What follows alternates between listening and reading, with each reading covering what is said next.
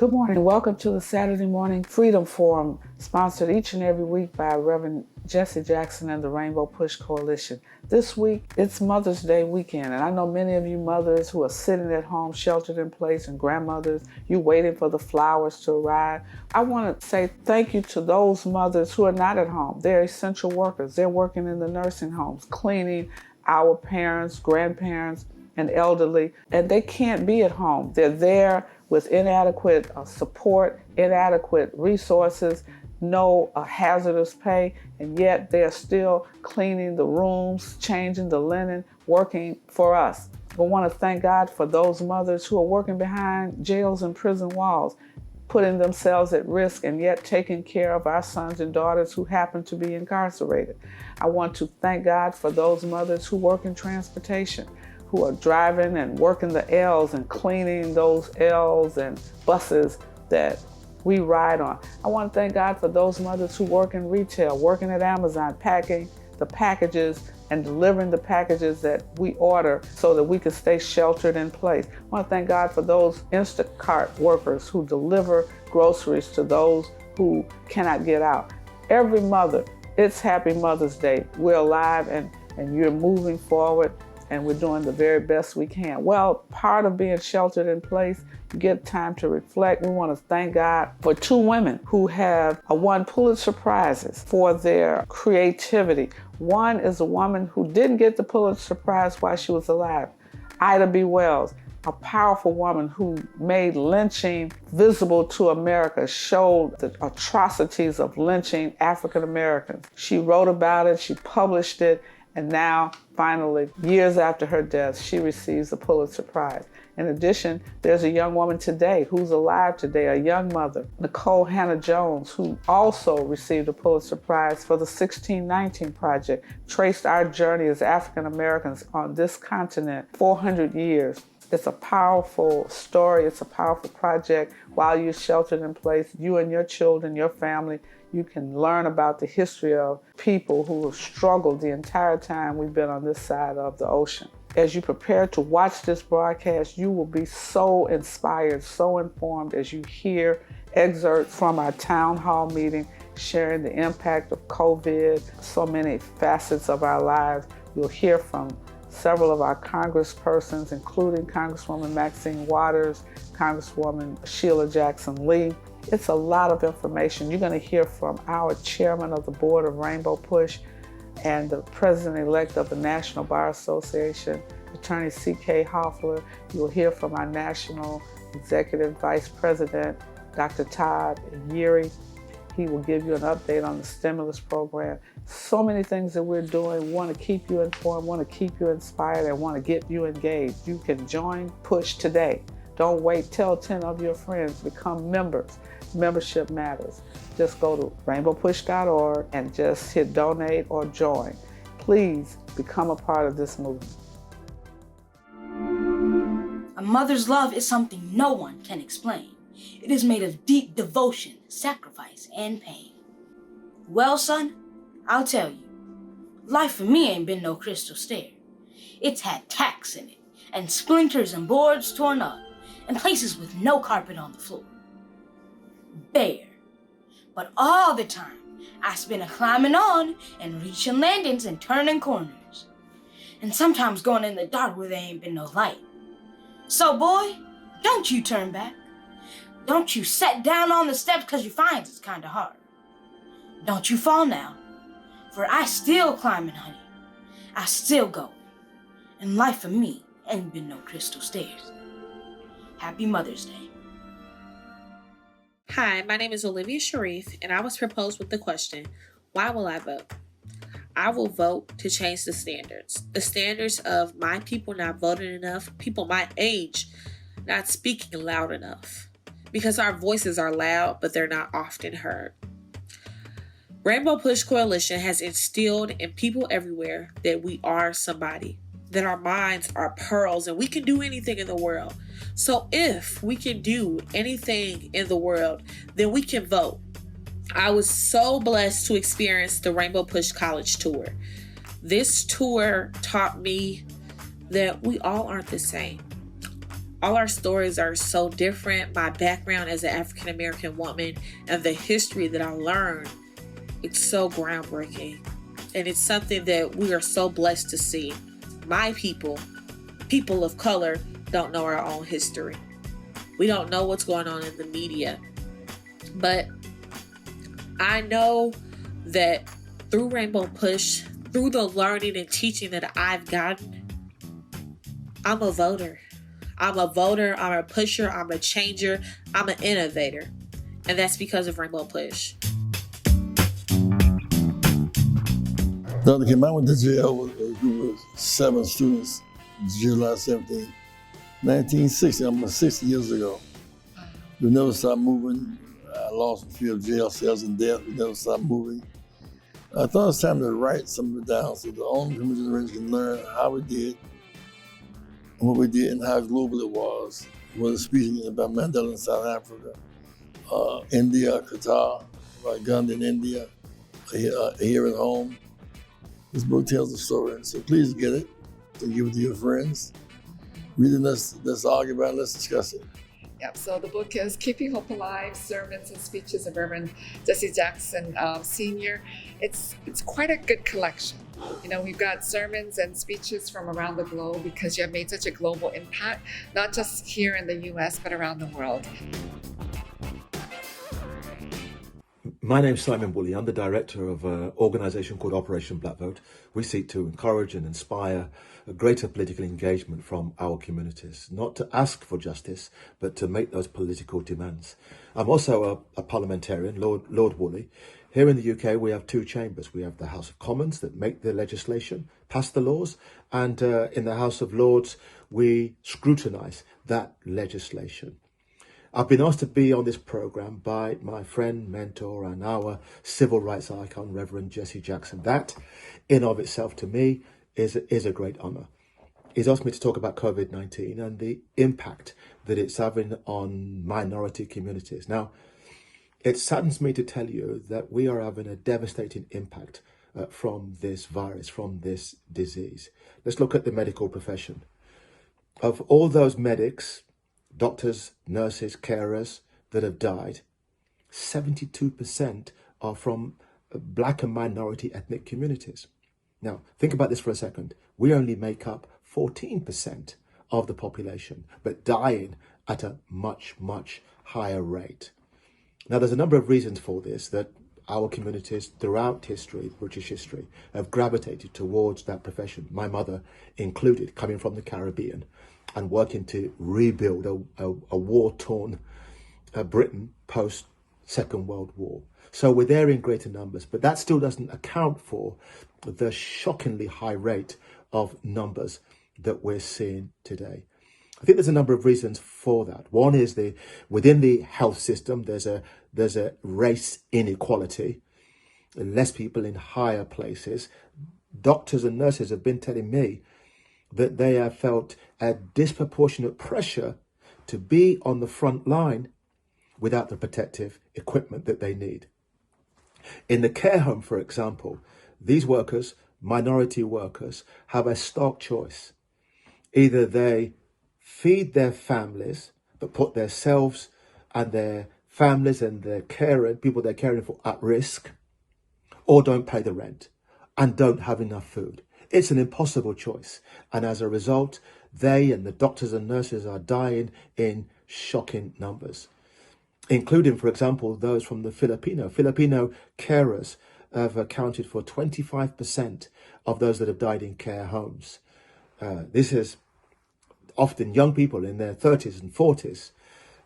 So it's the overexposure to a disease without the protective wear that in part is causing these deaths. And the socioeconomics, the inequality of access to well-paid jobs is also playing a role in this.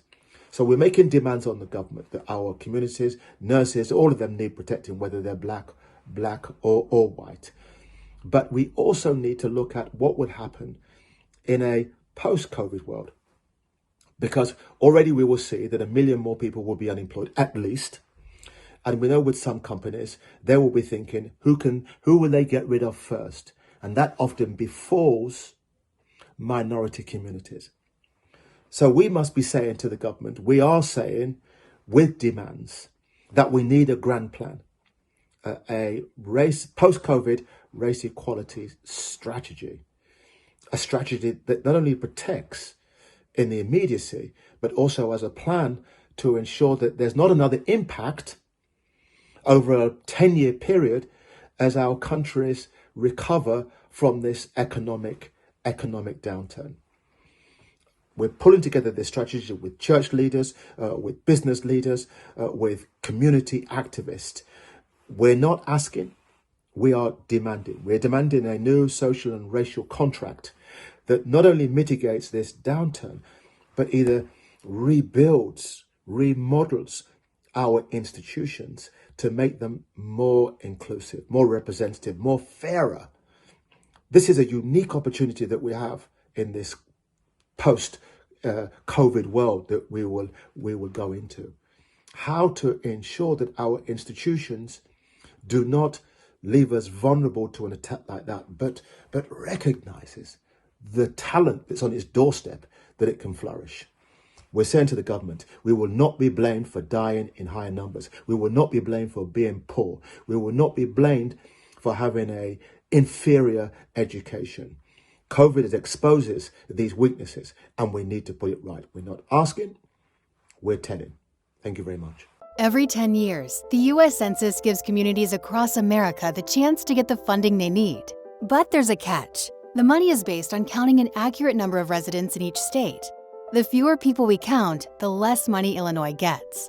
Illinois has received nearly $60 billion from the federal government based on numbers from the last census. Every person who doesn't fill out the census means less money for Illinois.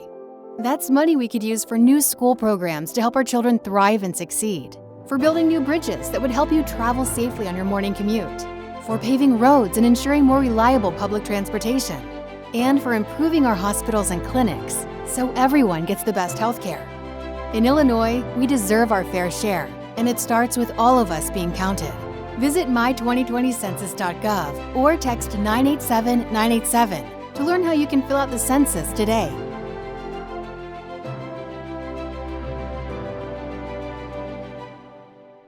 Good morning. We are in the midst of a major drive to get more members, more people engaged and involved in Rainbow Push, supporting the programs of Push for Excellence and the Citizenship Education Fund. If you're interested in public policy and you want to help change the policies that impact those incarcerated, change the policies that impact students attending colleges and universities, if you want to be a policymaker, then you need to join Rainbow Push and join by paying your $35 right now. Some of you watch us every week. You listen to us on the radio. You're viewing us in social media. We need you to become a member. It's only $35 a year. If you believe in the scholarships that we give to thousands of students each and every year, we've awarded more than $10 million to scholars year to date. What do you have to do to give and support Push? It's really very simple. You can go to rainbowpush.org if you're on a computer and press donate. Give any amount. Every dollar is important. You want to talk to somebody, call us at 773-256-2775. You can give right now, any denomination that you choose. You can text the word PUSH, P-U-S-H, to 41444. Text the word on your cell phone. Most of you have a cell phone. Just text PUSH, P-U-S-H, to 41444, and you can give any amount that you feel comfortable giving. Or call us 773-256-2775, or go to rainbowpush.org and just press donate. Wherever you are, you can support us as we keep pushing for you.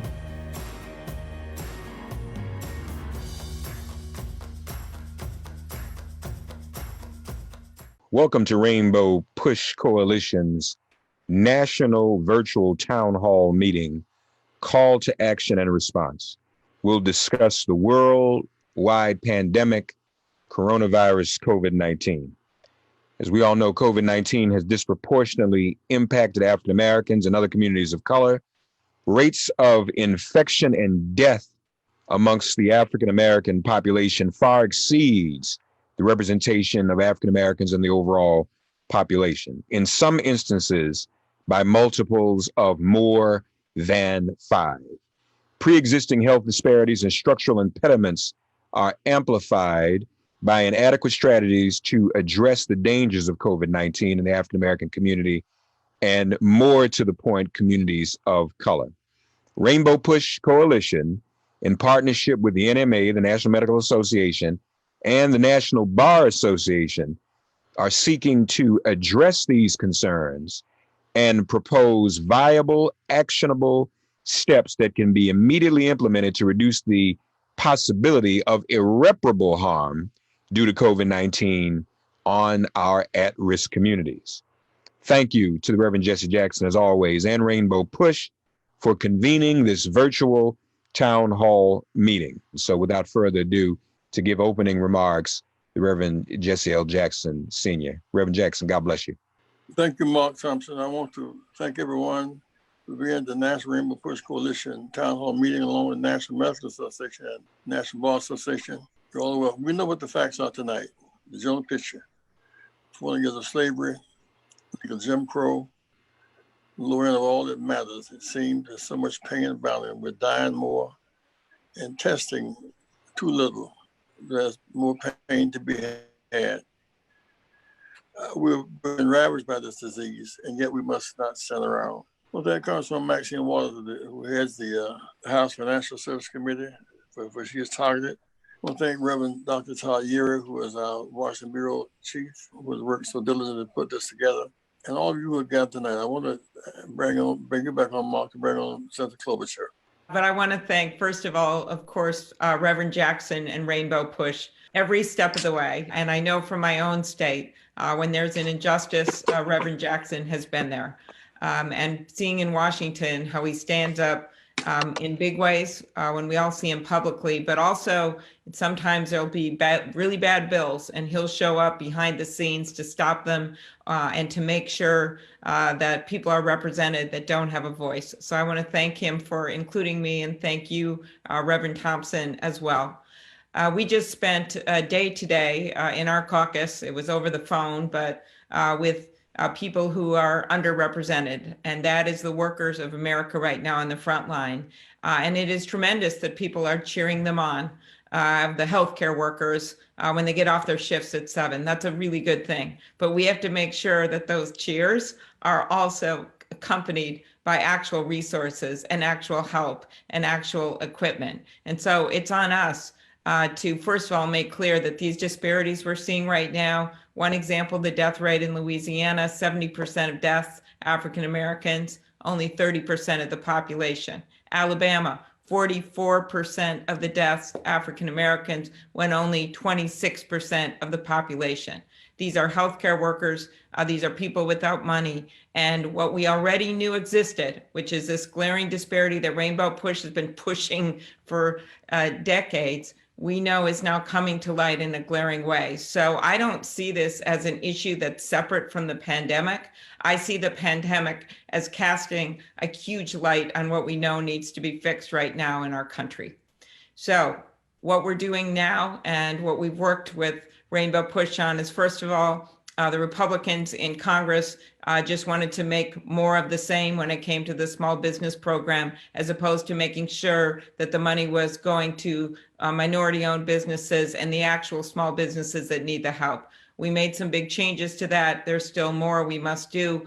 I live in the city. I've walked by the boarded up buildings. I've walked by the boarded up businesses, and behind every one of those boards is someone's hopes and dreams, something they put their lifetimes into. Secondly, we insisted on more money for hospitals and equipment and testing, which is going to be the key to opening up all the businesses. Right now, we're dealing with situations with our workers in the meatpacking plants in Minnesota and in the Midwest, where the administration is pushing to open these without even having adequate testing and help for the workers. And that just gives you an example of what we're dealing with. We were really, really disappointed that they didn't include more city and local and state help for our governments. And we're going to be pushing for that, of course, in this next package of bills. The one thing I wanted to mention is the work that needs to be done on our very democracy. That was put into a glaring light when Wisconsin voted. And what we saw was people in Milwaukee where they had reduced the number of polling places from over 100 to 5. In Green Bay, where they had reduced them from over 30 to 5. And what we saw in Milwaukee was people, many of them African American, most of them African American, in garbage bags, standing in the rain with homemade masks, just waiting to exercise their right to vote. Then flip over to the White House, pretend you see a split screen, where the president is sitting in the comfort of the White House at 1600 Pennsylvania Avenue. He gets to request a ballot in the mail. There were no rules that stopped him from doing that from Palm Beach, Florida. And so what we need to do, if it's good enough for the president, it should be good enough for everyone in the country. And that's why what this bill does, and we've got most of the Democrats on this bill, we're working on a similar version in the House. I just talked to Marcia Fudge this weekend, who's been a leader in the Congressional Black Caucus on this issue. And what it does, it says, look, we need more money to go to the states to make sure that we can pay for the postage and the envelopes and the education efforts it's going to take to make sure people know they can vote by mail. Not everyone's going to do it. I'll get to that in a minute. But we have to make it available. And right now, 12 states have horrible rules that make it harder to get your ballots. Guess right at the front, Alabama. To get a mail-in ballot, you have to have either 2 witnesses or a notary. There's a story of someone trying to vote in a primary that had to try to get a notary through the window of a hospital who had coronavirus. So we need to get rid of those bad laws. We're trying to do it federally, but state by state, there's efforts going on. But most of this is going to be to make sure people know they can do it. Right now, only about 25% of Americans vote by mail. That's the average in the last federal election. In some states like New York, it's 5%.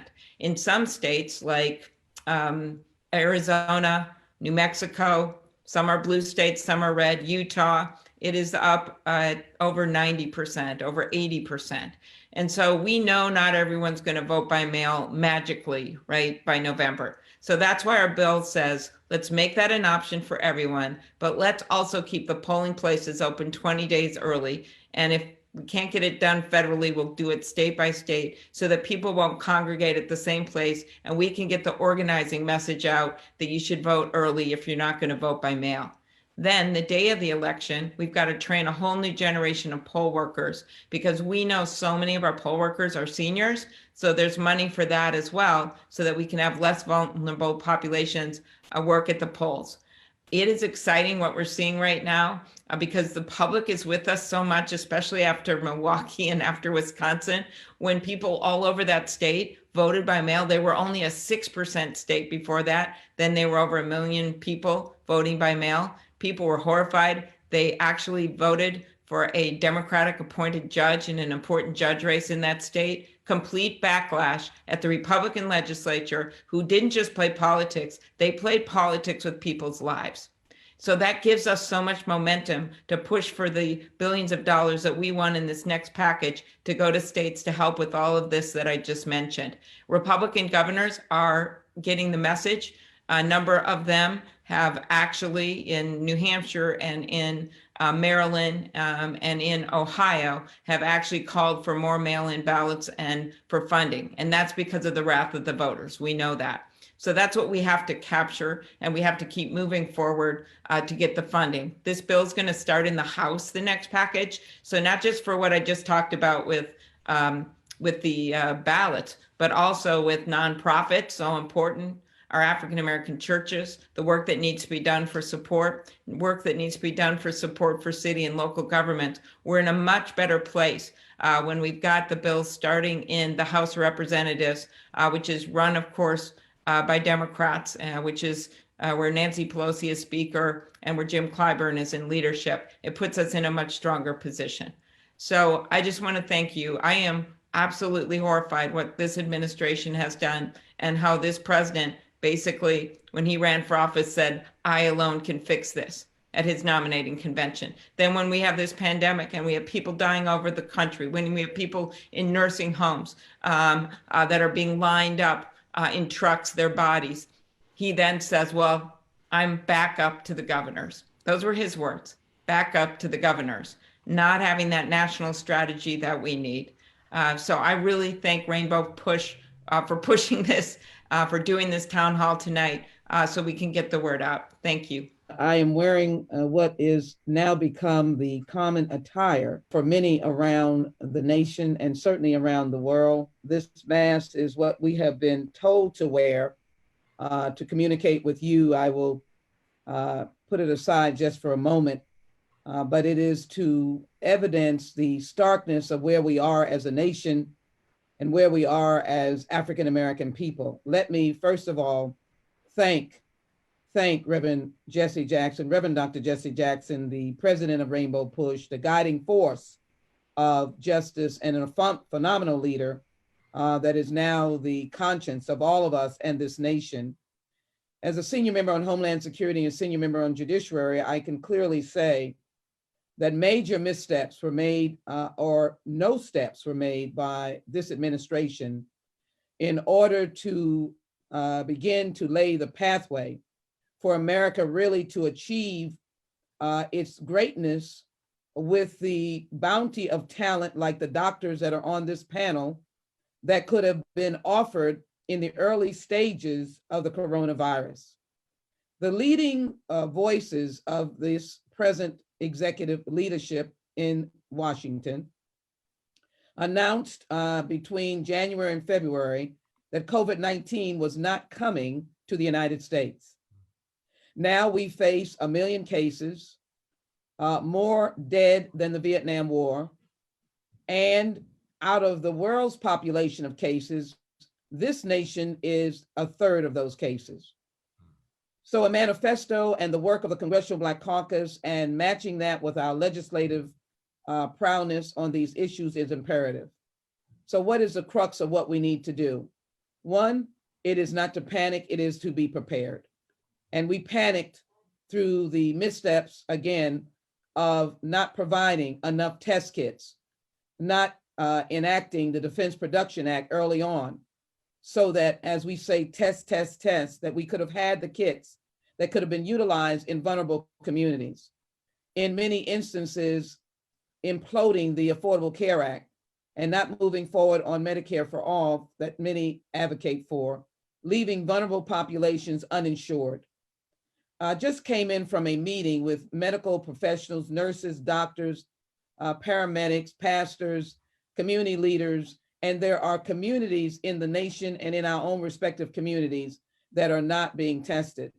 We've managed to set up at least 5 or 6 sites that have no charge and no pre-registration.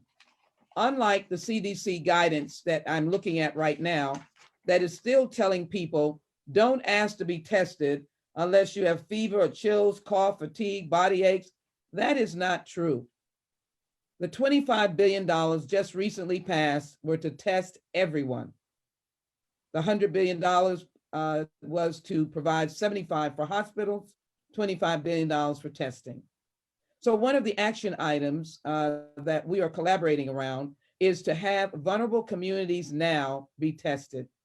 Just as LA has announced that they plan to test everyone in LA without asking any questions. That is what we need to do in our communities. We have 2 million people incarcerated, and the prisons and jails are suffering with limited testing.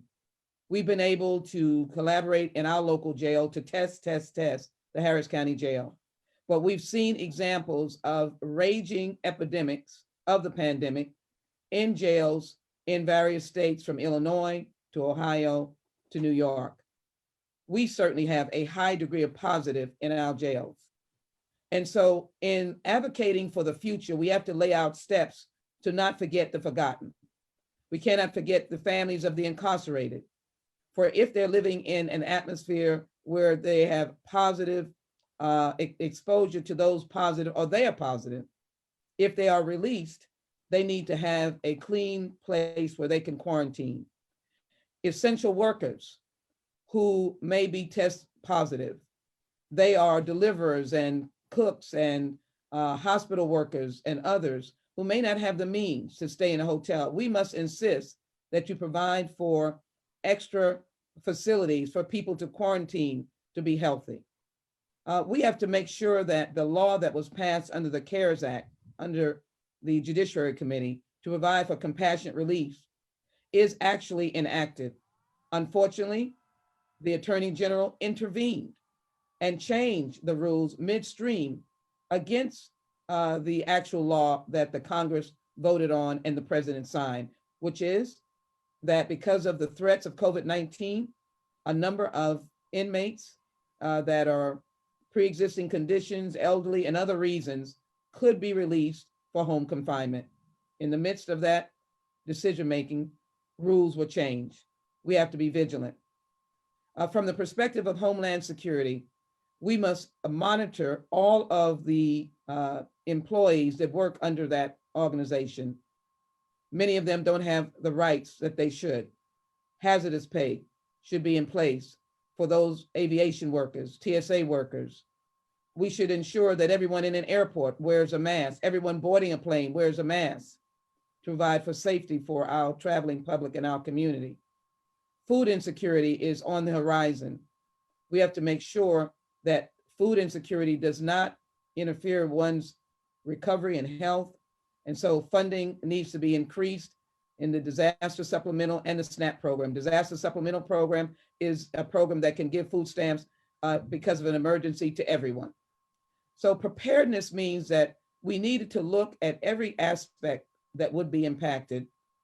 Senator Klobuchar mentioned, and I know my chairman, Chairman Waters, will mention the $370 million that she fought so hard for, and the addition of the smaller banks, minority banks that can be utilized, and also the access to nonprofits, sole proprietors, the entrepreneurs and self-employed, as well as our faith institutions. But let me be very clear.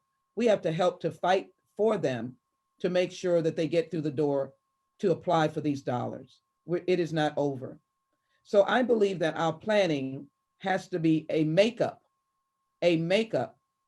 for the lack of action not taken by the executive. And so the manifesto and the work of the Congressional Black Caucus that talks about rental assistance, eliminating any cutoff of utilities or eviction, making sure we take care of the incarcerated person's families and make sure we test in every jail, in every neighborhood, every hot spot. Everyone that wants a test, I'm saying it over and over again, should get a test. And I think we should leave here tonight with that at least as a top priority. And this laissez-faire attitude about you can open up, you can't open up, your state can open up, is going to create a crisis. The scientists and doctors I know have predicted there will be a surge of the coronavirus in the fall. Homeland Security should be prepared with PPEs, should be prepared with test kits, should be prepared with quarantine facilities, should be prepared in dealing with the families that cannot provide health care for themselves. We should provide expanded Medicaid in all of our states. We should just mandate that they have expanded Medicaid. And finally, on the judicial side, it is crucial that we maintain that, again, people incarcerated are human beings. And whatever processes to relieve those overcrowded jails, we should utilize them with compassionate release for the nonviolent persons to make sure that they are able to be safe. Finally, the census is something that is crucial. We've delayed the deadlines on the census. In order to provide the dollars that communities need, we need to ensure that the census is completed. And I certainly join in on the idea of protecting our rights to vote. This is going to be a very challenging time, and we must convince our national system with legislation, protecting the right to vote, restoring Section 5 of the Voting Rights Act to protect against any oppressive procedures that will be put in place to stymie the right to vote. These are the kinds of laws. My final bill, I did indicate finality, but Many of the frontline medical people are not documented or they're not status. Many Haitian doctors in particular, all working in New York and around the nation. So we're introducing legislation that will allow the medical providers that have been on the front lines that are not citizens to have access to citizenship, to increase the medical bank, if you will, to go into communities, because many of them working alongside our doctors in inner city areas. So this is being prepared and not panicking, but we've got to stand up for ourselves and take the fight to the federal government to realize that our communities cannot be left out. We must save our communities. Good morning. We are in the midst of a major drive to get more members, more people engaged and involved in Rainbow Push, supporting the programs of Push for Excellence and the Citizenship Education Fund. If you're interested in public policy and you want to help change the policies that impact those incarcerated, change the policies that impact students attending colleges and universities. If you want to be a policymaker, then you need to join Rainbow Push and join by paying your $35 right now. Some of you watch us every week. You listen to us on the radio. You're viewing us in social media. We need you to become a member. It's only $35 a year. If you believe in the scholarships that we give to thousands of students each and every year, we've awarded more than $10 million to scholars year to date. What do you have to do to give and support Push? It's really very simple. You can go to rainbowpush.org if you're on a computer and press donate. Give any amount. Every dollar is important. You want to talk to somebody, call us at 773-256-2775. You can give right now, any denomination that you choose. You can text the word PUSH, P-U-S-H, to 41444. Text the word on your cell phone. Most of you have a cell phone. Just text PUSH, P-U-S-H, to 41444, and you can give any amount that you feel comfortable giving. Or call us 773-256-2775, or go to rainbowpush.org and just press donate. Wherever you are, you can support us as we keep pushing for you.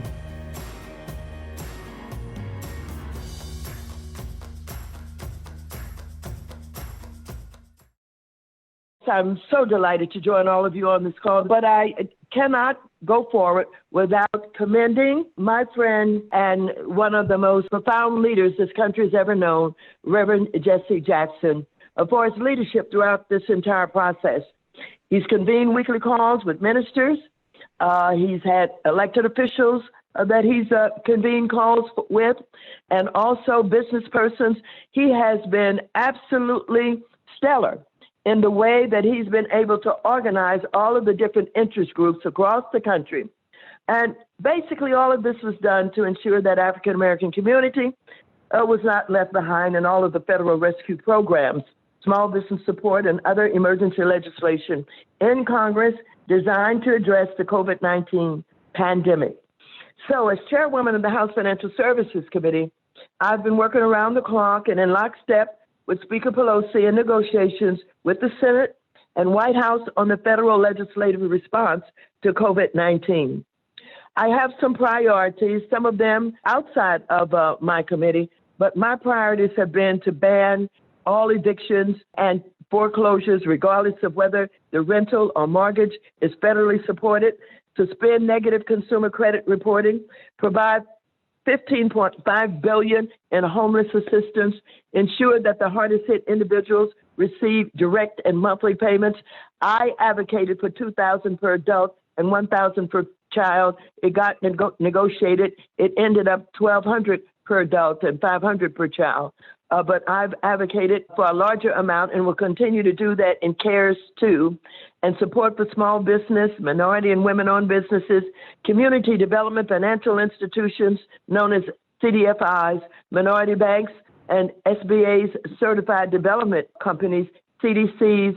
And I've been working with Secretary Mnuchin and Federal Reserve Chairman Jerome Powell to ensure that their lending facilities, which now number more than 10, and other extraordinary liquidity measures are achieving the goals of helping imperiled small businesses and smaller banks, and not simply the largest bank and industry shareholders.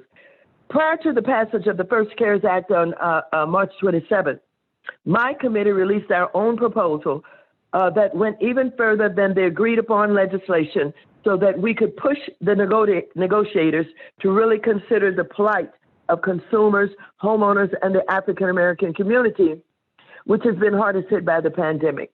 So I'm pleased that building upon my proposal, the bill created that direct payment for most individuals and families across the country that I just alluded to, the $1,200 for each adult and $500 for each child, to help our families during this unprecedented crisis. I'm going to continue to advocate for the $2,000 for the adults and $1,000 for each child, again, in the CARES #2 Act.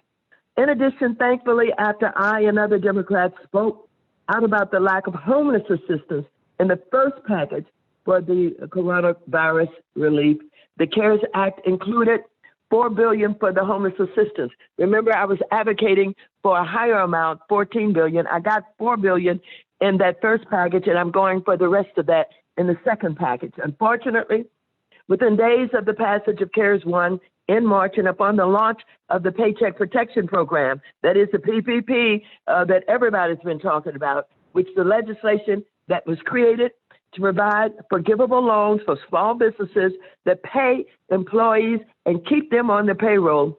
I began receiving complaints from all of these small businesses within my district and across the country who have been completely shut out of the process.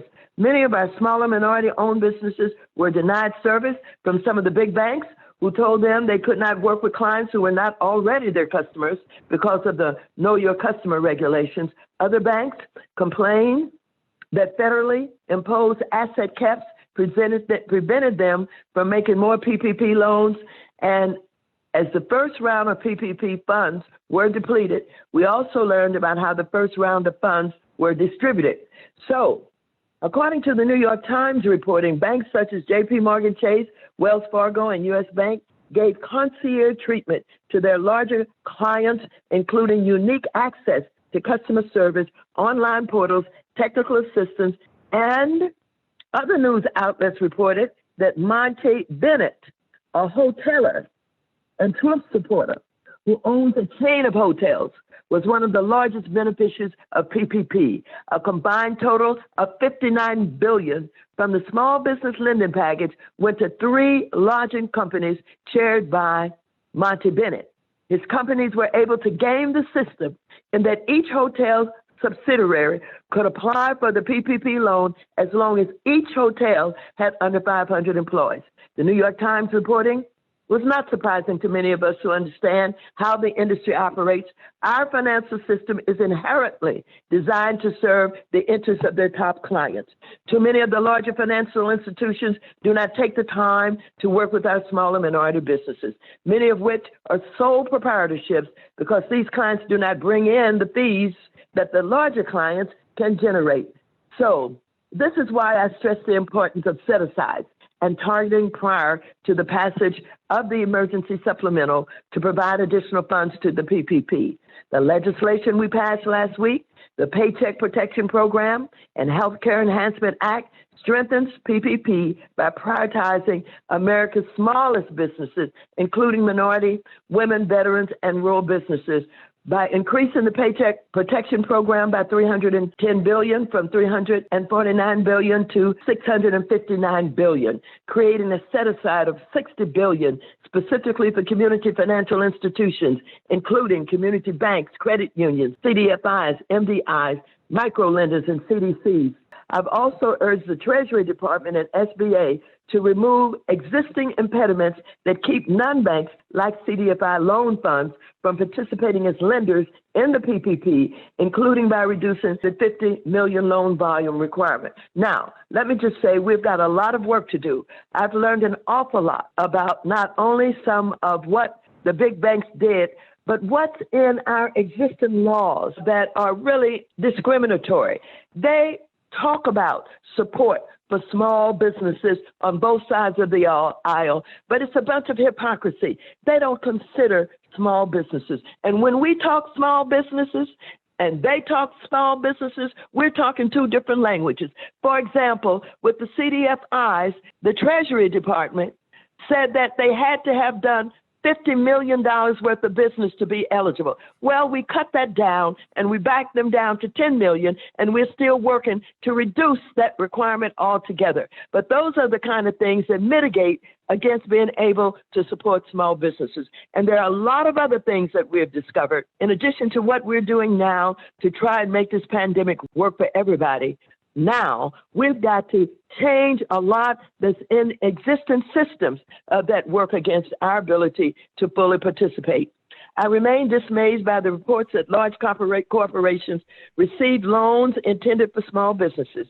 These reports came after we also learned that hedge funds and private equity funds were hoping to use the PPP. That was clearly not the intent. For this reason, I've also called upon Treasury and the SBA to ensure that the $370 billion in new funding is prioritized to actual small businesses. The Treasury Department took some steps to address these concerns when it created a window.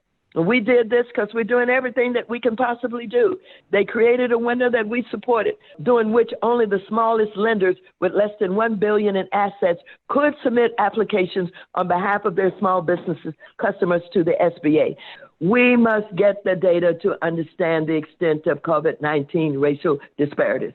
We must ensure oversight of these federal programs to ensure they're reaching the businesses most in need. We must provide additional direct payments to taxpayers. We must ensure the U.S. Postal Service is saved so that it can continue to deliver mail and help the country through the next election with the increases in vote by mail. We must ensure resources are targeted. We must ensure mass testing and the production and deployment of PPE, so that much of this will take a coordinated federal, state, and local strategy. One thing is for certain, the president has been little more than a nuisance and a spectator, characteristics that make him, during the times of crisis, a liability, one likely to cost us Americans lives. Members of Congress, health officials, the governors, mayors, and local officials must now band together and rise above Donald Trump's failed leadership to ensure we can pull the country through this pandemic. I appreciate working with you, love you, and look forward to the work that we have to do for the future. Thank you so much, Congresswoman Waters, and we appreciate you. And of course, you know, we all love you as well.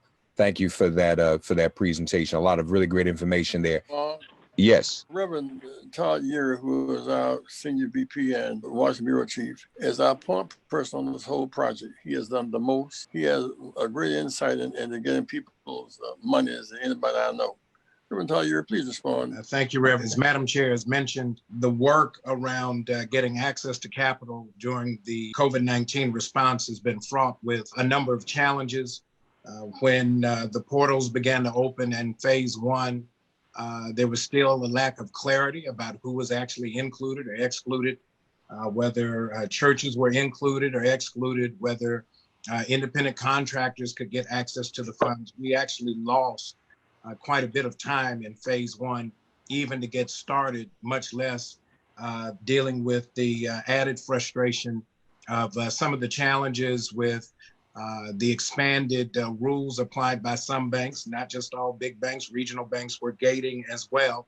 And so we did what we felt was necessary to try to get ahead of this when round two was coming up. To that end, we focused on how to get technical assistance on the front end to small businesses, faith-based organizations, nonprofits, even independent contractors, to be able to connect with the process sooner. We recognize that $349 billion was actually spent in under 2 weeks, and that there was a building queue even while we were waiting on the new appropriation to come through the Congress.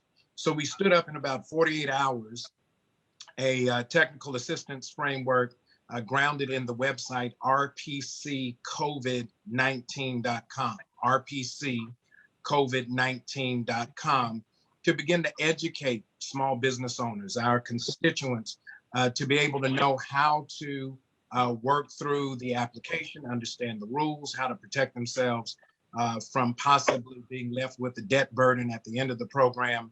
And so what we wanted to make sure of is that we did what was necessary to connect to that process and also connect to ourfairshare.com, which allows us to actually have a national reach. Anybody can actually go to our website, walk through that technical assistance, and whether you're in Chicago, where we're headquartered, or anywhere else in the country, we can then help you get the application and the documentation necessary to access the program before prayerfully the funds run out. So that's the quick flyover of where we are. rpccovid19.com is our effort, our ongoing effort to support us during the midst of this economic uncertainty. All right. We now want to hear from partner and CEO of the Hoffler firm, also chair of the Rainbow Push Coalition Board, attorney C.K. Hoffler. Thank you so much. We have seen in the media, and we know this to be true, that COVID in the workplace has affected the least of you. I have the absolute pleasure and honor, just as I represent one of the most extraordinary leaders in the world this world's ever seen, that's Reverend Jesse Jackson. Having represented him for 32 years, without a question, that's been the highlight of my career. I now have the pleasure of representing Christian Smalls. Who is this young man? He is a former worker of Amazon who just refused to be denied. For millions on lockdown, Amazon has become a lifeline, but workers there say their lives are at risk. I saw people getting sick every single day. I've been sending people home with different symptoms. This assistant manager who organized a mass walkout at a distribution center on Staten Island, New York, was fired today. Amazon said it was for allegedly breaking quarantine, not to get rid of a whistleblower.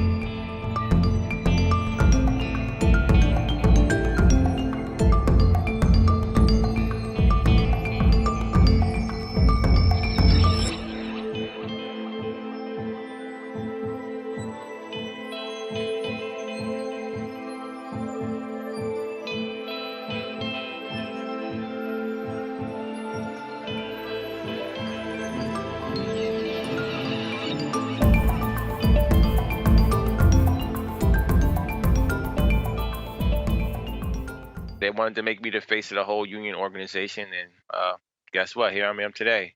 That's exactly what I'm doing, and it's kind of ironic. But as far as the nature of that content, of that conversation, it's very disgraceful, distasteful, it's shameful of how they disregarded their employees' health and well-being to try to focus on me, and only me. And it's only because I'm speaking the truth. But it's never going to be Amazon versus Chris Smalls. It's going to be Amazon versus the people. Thank you, CK, for that amazing introduction. Without you, without Reverend Jackson, I wouldn't be sitting here right now. So I want to thank you guys for having me on this call with all these prominent people. As CK said, on March 30th, I put my 5-year career on the line to save the lives of my employees. I was a supervisor for Amazon, been with the company since 2015. I saw this pandemic hitting this country in a wave that we never seen before. During these unprecedented times, I took a stance that I thought was right.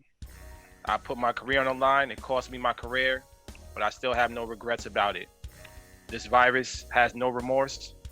These people that I stood up for, the voiceless, they're my extended family. Workers' rights attorney C.K. Hoffler and famed civil rights leaders joined the fight. Reverend Jesse Jackson Sr., Rainbow Push Coalition, and other coalition partners stand in solidarity with Chris Smalls in his effort to hold Amazon accountable for allegedly failing to protect its employees against COVID-19. After Chris Smalls led an international walkout last week, this week an Amazon executive says he quit to protest employee firings, and sadly we report a Staten Island Amazon worker has died of COVID-19, fueling the quest to stand up for workers amidst unsafe working conditions. These breaking news stories compel us to continue the fight to right the wrongs. Next week, Chris Smalls and C.K. Hoffler share updates regarding the struggle for workers' rights. Stay tuned. Hi, I'm Todd Yeary here outside Dr. King's workshop, the Rainbow Push headquarters, where people of goodwill from all walks and all places gather as comrades in the movement for justice and equality. Social justice movements have been birthed in the imaginations of people in places just like this. You can be a part of this justice movement too. Join Rainbow Push as we fight for justice in the 21st century. Go to rainbowpush.org or dial 773-FREEDOM and remember, keep hope alive. Dr. Kim, I went to jail with a group of 7 students July 17, 1960, almost 60 years ago. We never stopped moving. I lost a few jail cells and death. We never stopped moving. I thought it was time to write some of it down so the older generation can learn how we did, and what we did, and how global it was. Whether speaking about Mandela in South Africa, India, Qatar, about Gandhi in India, here at home. This book tells the story, so please get it and give it to your friends. Read it, let's argue about it, let's discuss it. Yep, so the book is Keeping Hope Alive, Sermons and Speeches of Reverend Jesse Jackson Sr. It's quite a good collection. You know, we've got sermons and speeches from around the globe because you have made such a global impact, not just here in the U.S., but around the world. Thank you for tuning in to our International Saturday morning broadcast. We need your support. Here are ways to give to Rainbow Push Coalition. Text PUSH, P-U-S-H, to pound 41444 to support the work of Reverend Jesse Jackson Sr. and Rainbow Push Coalition. When you shop, Amazon gives. Visit Amazon Smile and select Push for Excellence as your charitable organization by starting your shopping at smile.amazon.com. Get involved with the movement.